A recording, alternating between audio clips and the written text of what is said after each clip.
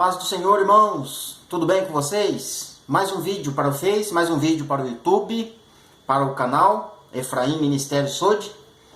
Agradecendo aos novos inscritos, agradecendo também quem está compartilhando, comentando, quem está ajudando a divulgar, esse ministério de ensino do qual a gente que está do lado de cá, a gente está se esforçando para que você, receba entendimento, revelação, compreensão nas escrituras, E essas mesmas pessoas das quais eu estou falando, são pessoas que estão com o coração aberto para compreender as escrituras, E tem algumas pessoas que, como é que se diz, o Senhor Deus ainda não abriu o entendimento, ou não chegou o tempo de Deus abrir o entendimento dessa pessoa, para essa pessoa compreender as escrituras, Então, há um tempo determinado para todas as coisas, Para alguns vem mais cedo, para alguns vem mais tarde, e para alguns vem, mas elas não querem saber de aprender, certo?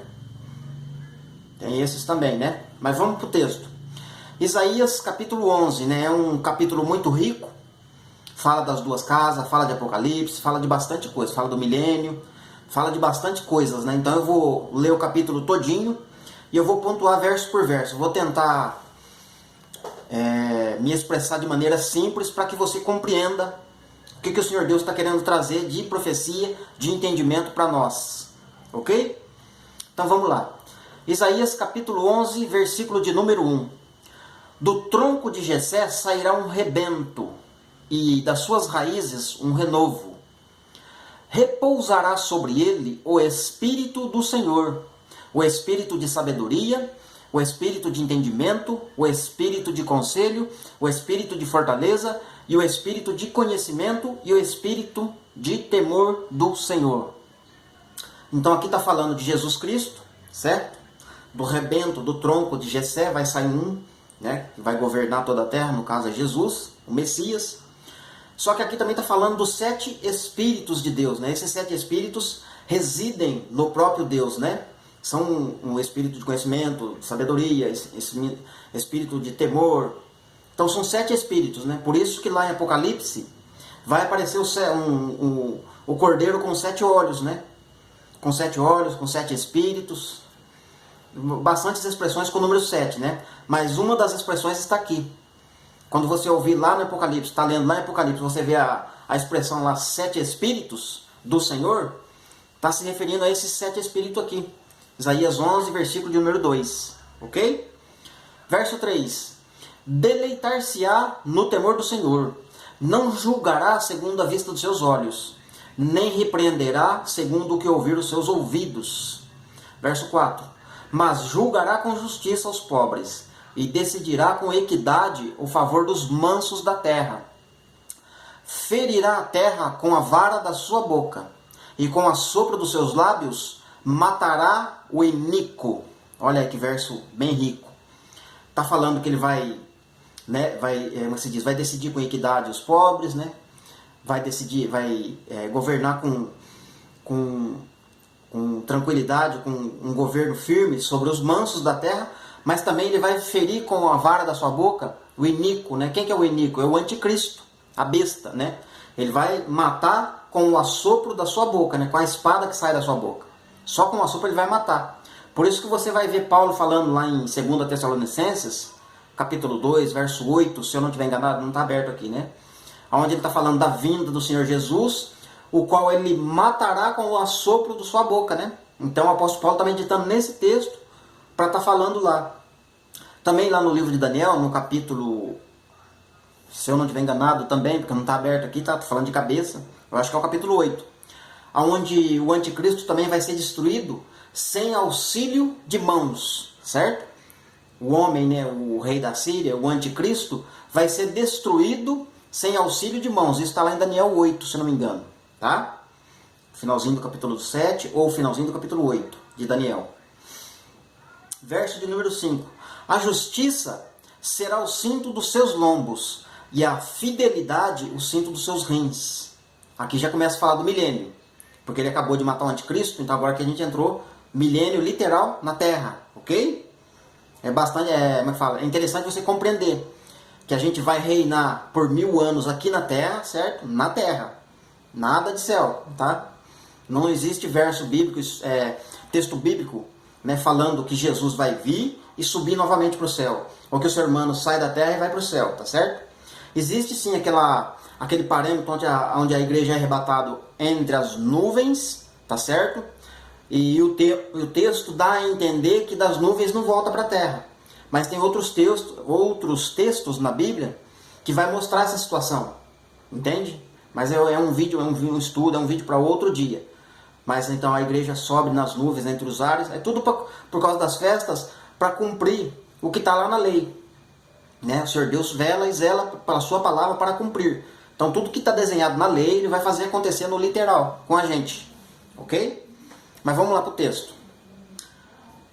Verso 6. O lobo habitará com o cordeiro, e o leopardo se deitará junto ao cabrito. O bezerro, o leão novo e o animal cevado andarão juntos, e um pequenino os guiará.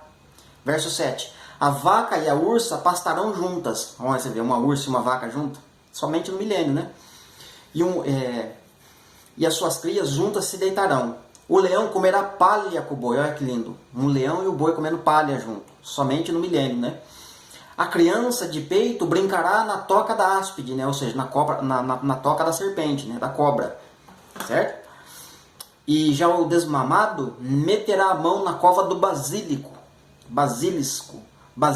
não sei que animal que é esse. Deve ser um animal feroz, né? Por estar ali. Não estudei sobre esse bicho aí. Verso de número 9. Não se fará mal nem dano algum em todo o meu santo monte, no Monte Sião, porque a terra se encherá do conhecimento do Senhor como as águas cobrem o mar.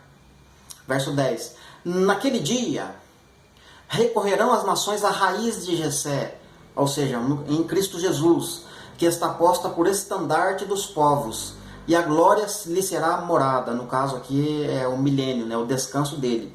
Vai ser um dia de repouso para o Senhor, né? Essa tradução aqui está diferente. Verso 11. Naquele dia, o Senhor tornará a estender a mão para resgatar o restante do seu povo. Lembra lá do um resto voltará? Efraim, casa de Israel. Para resgatar o restante do seu povo, que for deixado da Síria. Lembra lá dos estudos que eu falei da Síria? Do Egito, de Patros, da Etiópia, do Elão, da terra de Sinar, de Ramate e das terras do mar. 12. Levantará um estandarte para as nações, ajuntará os desterrados de Israel, porque eles foram dispersos, estão sem terra, certo? Deus está prometendo faz tempo terra para Israel, certo? Então eles estão desterrados, nos nossos dias são sem terra, ok? Entre aspas, né?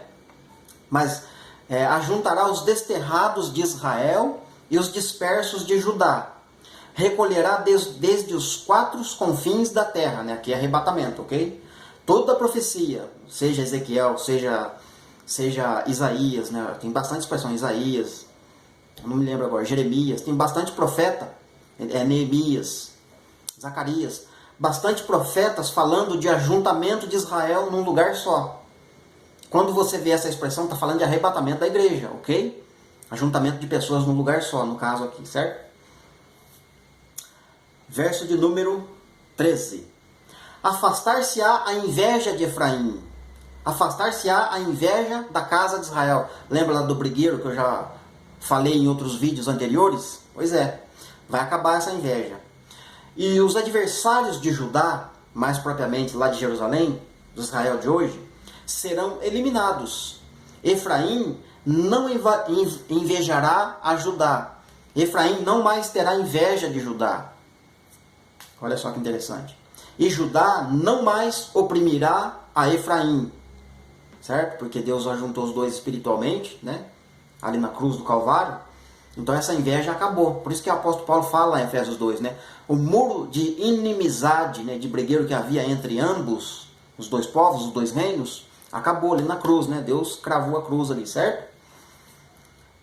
Vamos para o verso próximo. Verso 14, agora já é contexto de grande tribulação. Antes voarão sobre os ombros dos filisteus, os árabes lá, né? O rei Davi, como é que fala? destruiu uma parte dos filisteus, mas ele não conseguiu, né, dar fim em tudo. Ficou uma parte lá, né? Agora os filisteus se misturaram com os moabitas, com os edomitas, os palestinos e tantos outros árabes que estão ali, muçulmanos, etc, etc. Então tudo é filisteu, na verdade, mas tudo é muçulmano e tudo é islâmico agora. Virou uma coisa só, né? Vamos lá de novo. Antes voarão sobre os ombros dos filisteus ao ocidente. Juntos, duas casas, despojarão os filhos do oriente contra Edom, Moabe, e lançarão as mãos. E os filhos de Amon lhes serão sujeitos, né? Então Moabe e Amon são os dois filhos de Ló. Lembra lá quando Ló saiu de Sodoma e Gomorra com as suas duas filhas, porque a mulher olhou para trás, virou a estátua de sal, então só foi as duas filhas com ele. E aí elas deram bebida para ele e falaram, nosso pai está ficando velho, né? E a gente precisa dar seguimento no nome dele. Vamos dar cachaça para ele, a gente embebeda ele e a gente se engravida do nosso próprio pai para dar sequência na linhagem dele. Aí nasceram os dois filhos lá, Marlon e não lembro o nome agora aqui. Mas esses dois povos aqui que está falando são os dois filhos de Ló, ok? Verso de número 15. Verso 15. O Senhor destruirá totalmente o braço do mar do Egito. Qual mar? O Mar Vermelho. Já que você vai entender. E com a força do seu vento moverá a mão contra o Eufrates, e ferindo-o, dividi-lo-á entre 7 canais, de sorte que qualquer um pode atravessar de sandálias, né? Então o rio Eufrates vai se secar, né? Apocalipse 16. Na terceira trombeta. O rio Eufrates se seca porque vai cair uma estrela, uma estrela por nome Absinto, vai cair na terra ardendo como tocha, né? Ela vai cair lá no meio do rio Eufrates, ali na terra de Sinar, perto do Iraque. Vai abrir um buraco na terra com certeza, e o rio vai cair, as águas do rio ali dentro daquele buraco, e depois vai se abrir em 7 canais, né? Vai ficar seco para os reis que vêm do Oriente para pelejar contra Jesus, certo? E a questão dele destruir totalmente o braço do mar do Egito é o Mar Vermelho.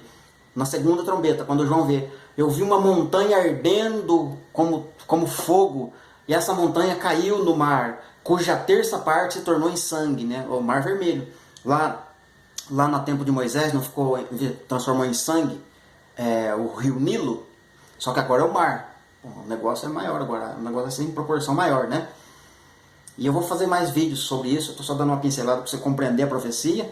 Eu vou falar bastante disso lá no Apocalipse, no futuro, bem próximo. O último verso. Haverá caminho plano para o restante do seu povo, falou de novo, né? Na casa de Israel, no caso. Que for deixado da Síria, como houve para Israel no dia que saiu da terra do Egito. No dia que ele saiu da terra do Egito, o Senhor Deus abriu o Mar Vermelho, foi limpando todos os povos na frente, para colocar Israel lá dentro. E colocou de fato, certo? Só que eles não sustentaram a lei, né? Não conseguiram guardar os mandamentos, não conseguiu cumprir aquilo que o Senhor Deus tinha proposto para eles lá no Monte Sinai. E o Senhor Deus avisou, olha, se vocês entrar lá dentro e não guardar os meus mandamentos e continuar fazendo coisas que aquelas nações que estavam lá, e vocês fizerem igual, eu vou fazer com vocês igual eu fiz com as nações. E foi o que aconteceu. Ele expulsou Efraim, que é a casa de Israel, entre as nações, foi disperso pelo rei Assíria, né?